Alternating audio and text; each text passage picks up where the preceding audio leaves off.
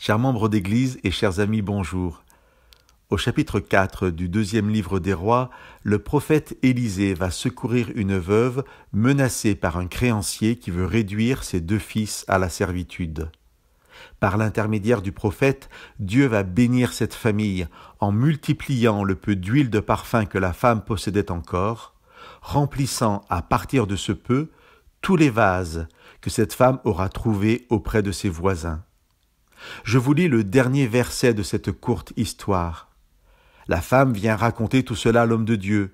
Celui-ci dit « Va vendre l'huile et paie ta dette, tu vivras, toi et tes fils, de ce qui restera. » 3 temps dans cette phrase d'Élisée.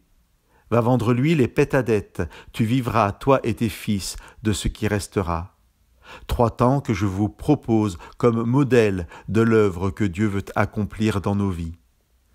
Tout d'abord, va vendre l'huile. Imaginez qu'Élisée demande cela à la femme au début de l'histoire, au moment où elle lui dit qu'elle n'a chez elle qu'un tout petit peu d'huile, c'est-à-dire avant le miracle. Il y aurait de quoi s'offusquer. Mais bien sûr, cette demande d'Élisée arrive après le miracle, après que Dieu ait magnifié ce que la femme possédait. Dieu nous dit « Va » avec la force que je t'ai donnée, va avec ce que j'ai multiplié de précieux dans ta vie, va et utilise le miracle que j'ai réalisé dans ta vie. Ensuite, paie ta dette. La première chose, après la reconnaissance du miracle de Dieu dans nos vies, est de l'utiliser pour régler ce que nous comprenons être pour nous une dette.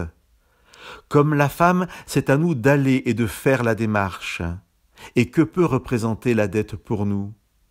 Notre responsabilité dans une situation qui nécessite de demander pardon, ou une réconciliation, ou un changement d'orientation dans nos vies. Quoi que ce soit, nous y allons parce que Dieu a pourvu au règlement de la dette. Mais à nous de rendre cela concret dans nos vies.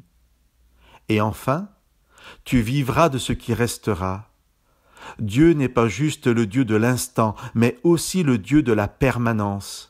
Il ne nous a pas bénis une fois pour nous abandonner par la suite. Son miracle, son œuvre dans nos vies, nous permet non seulement de reprendre pied, mais nous assure aussi la continuité de sa présence. Dieu est le Dieu de l'abondance et de la surabondance pour que nous puissions vivre, nous et nos familles, de ses bénédictions. Que Dieu vous bénisse.